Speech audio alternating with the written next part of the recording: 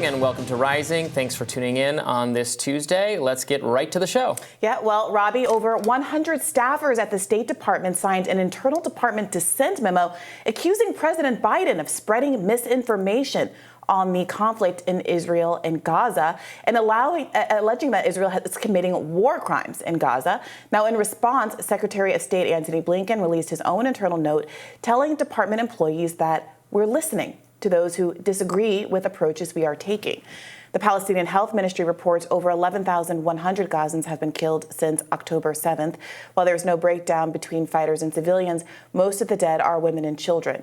The United Nations, which has lost more than 100 of its employees, has described Gaza as a graveyard for children. President Biden was asked to respond to criticism Israel has faced over its bombing of Gaza's largest hospital, and here's what he had to say. Well, I have not been reluctant in expressing my concerns what's going on. And it's my hope and expectation that there will be less intrusive action relative to the hospital. We're in contact and we're with the Israelis. Also, there's an effort to take this pause to deal with the release of prisoners. And that's being negotiated as well with the Qataris that are engaged. And so I remain somewhat hopeful, but the hospital must be protected. Meanwhile, over on News Nation, our sister channel, an IDF spokesperson defended Israeli operations in the region. Let's watch what he had to say. How do you balance the optics and the exigencies in terms of getting back hostages, keeping Israel safe, and not creating undue suffering among non-Hamas Palestinians? You're right, the optics are bad, but we are not fighting for our image. We are fighting for survival. The optics of the October 7th massacre are even worse. 1,200 people who were brutally executed, butchered, beheaded, burned, many of them tortured and mutilated. Before they were killed, their bodies mutilated. After they were killed, that is the enemy we are fighting against.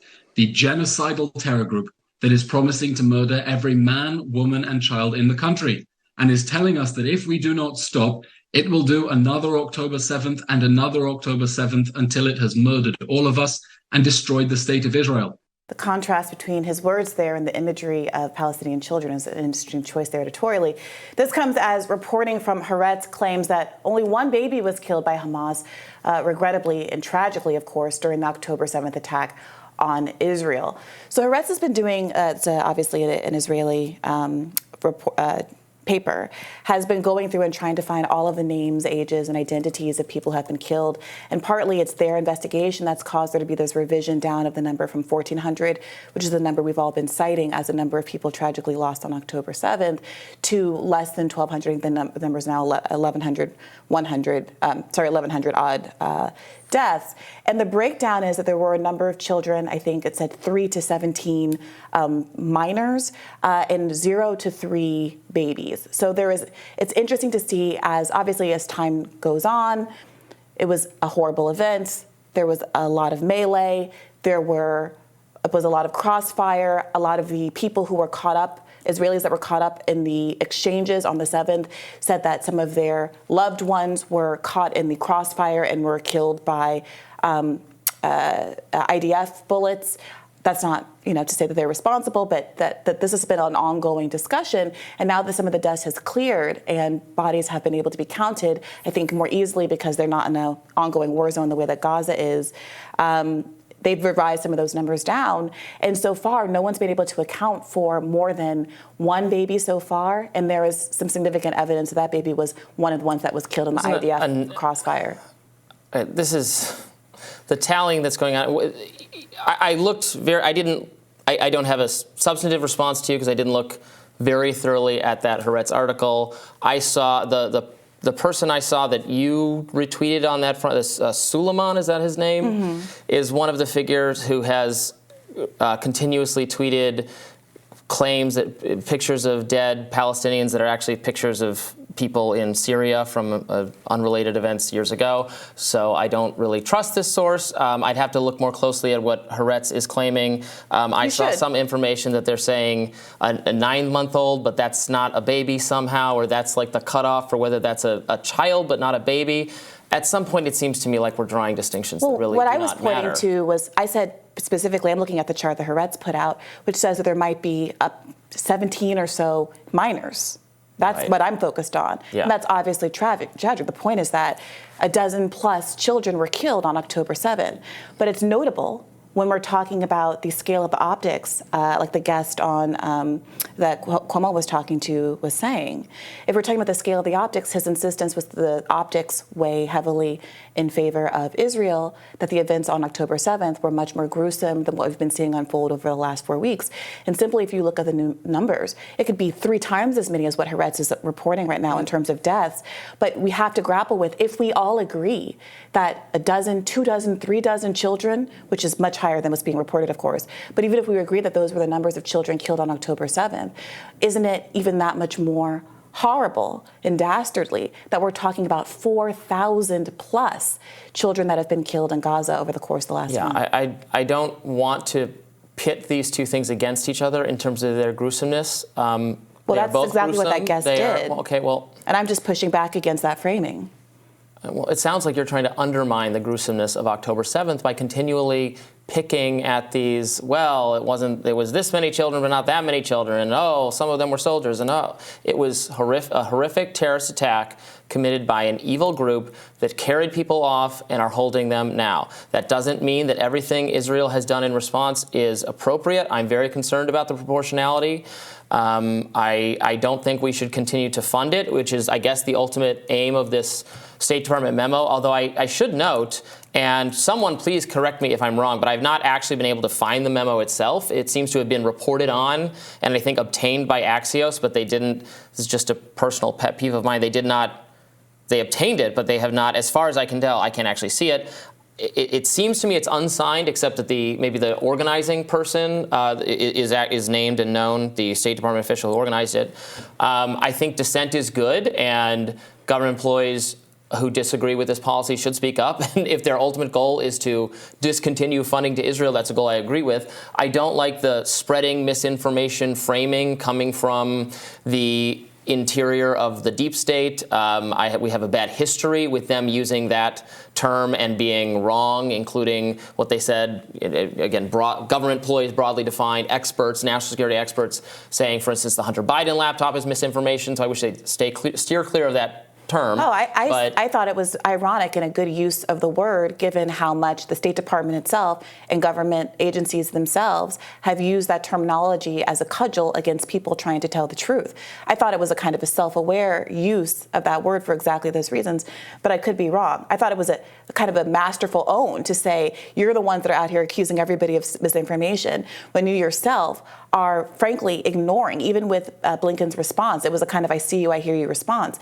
Basically ignoring calls not just from members within your own organization, but world leaders. A number of embassies, as we've discussed, have recalled their ambassadors to Israel. Heads of multiple international humanitarian aid organizations have called for a ceasefire and have been critical of the American government's support of the ongoing siege on Gaza. Not to mention the fact that we had the UN official that resigned because he felt like in all of his years at the UN, he had never seen more clear evidence of genocide that was going unremarked upon organizationally because of America's veto power in these international organizations. Well, it sounds like there is a plan now potentially for a 5-day ceasefire. There's been some reporting to that effect, which consistent with that, Hamas would release some of their women and children hostages, and then Israel would also release an equal number of women and children Palestinians who are being detained. And there would be a 5-day period to allow for additional negotiations. What trajectory those would ultimately take is unknown because Israel is really only, going to be interested in moving forward with a more permanent or more durable ceasefire if Hamas agrees to demobilize its activities, perhaps in favor of the Palestinian I really hope Authority. that Israel does take this seriously. Hamas, of course, offered an exchange of prisoners for a ceasefire weeks ago. And Israel at that time said no. They seem to be more interested in continuing the siege for their own reasons. It does seem now that the pressure has mounted on the Biden administration in Israel as international opinions start to sway. And I think the reason is because we've gone from a couple of weeks ago, people disputing that Israel could ever bomb a hospital, to Israel now having immobilized and bombed every single hospital in Gaza. And the last of it was over the weekend with al-Shifa Hospital. There are Hospital. tunnels under those hospitals where there are Hamas Robby, officials detaining and holding captives. I appreciate that you seem to have swallowed hook, line, and sinker the State Department's talking points. I watched the videos. You can watch a video of it. You watched a video of the tunnel. That's absolutely not true, Robby. You cannot say that. I'm sorry. You watched the video of the IDF soldiers going into the hospital, pointing at... Wait a minute, Robby. Everything the terrorists say is accurate. Everything Robby, Israel says is inaccurate. Let's talk about this. You're a simpleton when it comes to this. If you insult me like that again on this show, Robby, we might not be sitting here again together. So I advise you to control yourself. Don't say I take don't make hook, line, and sinker attacks. Everything the mainstream media tells me to think that is obviously not clear as we watch this show. Let's talk about the video, Robby. The video that was going around, and we maybe should pull up a clip of it if we can, was IDF soldiers going into a hospital, one of the many hospitals that they've now demobilized. And the soldier, and in lieu of finding any tunnels, starts picking up Pampers and other kind of materials, then points to a sign on the wall, like a piece of paper on the wall with Arabic writing on it, and says, "This is a list of hostages. See, this is proof that this is a terrorist hotbed." Arabic readers then just read the thing. You can see the language on the sign. It's the days of the week in Arabic. It's like a calendar. Okay, what about the guns and the chair? I have seen no evidence. Okay, watch that same video later. They find guns. No, it's not. So your argument is that the fact of guns, which I have not seen reported. I didn't see it reported. I watched it. I suppose I should trust people who serially retweet pictures of dead Syrians claiming they're dead Palestinians. I should trust them instead of my own eyes when I watch these videos. I feel like it's a little inappropriate for you to substitute in that tweeter. What I'm specifically citing Haaretz, a major news publication in Israel. Israelis seem to be comfortable talking about the true facts behind what happened on October 7th. It does not minimize the 1,200 odd people who were killed on that day. To have an accounting of the number of them that were soldiers, the number of them that were children, the number of them that were elderly, the number of them that were killed by Israeli forces and not actually by Hamas in the crossfire. All of those things, if you are a victim or a family of a victim of someone who died on October 7th, the Israelis who are victimized by this want to know the truth. They don't care about narratives that are going to protect Netanyahu if they kill their parents. I want to know the truth as well. Okay, so and the truth is very messy here because. All right. So all I wanted to get to was to point to the fact that pressure is mounting against Joe Biden, and I think the reason is this: Doctors Without Borders put out this report about what's going on at al-Shifa Hospital over the weekend. They noted that there had been snipers that sniped in through the IDF snipers that sniped in and killed and hit 2 patients through a window of a hospital. The argument for how that is targeting Hamas is very unclear. They said, we don't have electricity, there's no water in the hospital, there's no food. People will die in a few hours without functioning ventilators. In the front of the main gate, there are many bodies. There are also injured patients. We can't bring them inside. When we sent an ambulance to bring the patients a few meters away and they attacked the ambulance, there are injured people around the hospital looking for medical care. We can't bring them inside. Here's the bit about, there's also a sniper who attacked patients. They have gunshot wounds. We operated on 3 of them. The situation is very bad. It is inhuman. It's a closed area. No one knows about us. We don't have an internet connection. You managed to call me now, but maybe you'll have to try 10 times before you reach me again.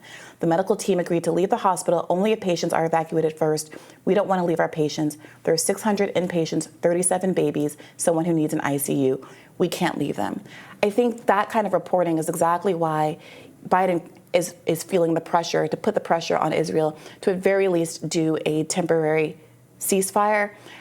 We'll see if this actually materializes into something more substantive, given that there have been efforts by Hamas to do prisoner exchanges much earlier in this conflict. But I hope for all involved that not only is there some kind of ceasefire, but that there's an immediate provision of medical aid, water, and food to the people who are living in these horrible circumstances. I hope there's a ceasefire too, and I hope it's enduring. I just don't know how it can be enduring while Hamas continues to exist, and I don't think they're close enough in the negotiating table. Well, look, Hamas has existed for the last 17 years, and Israel did repeatedly mow the lawn and randomly kill Gazans during that time period.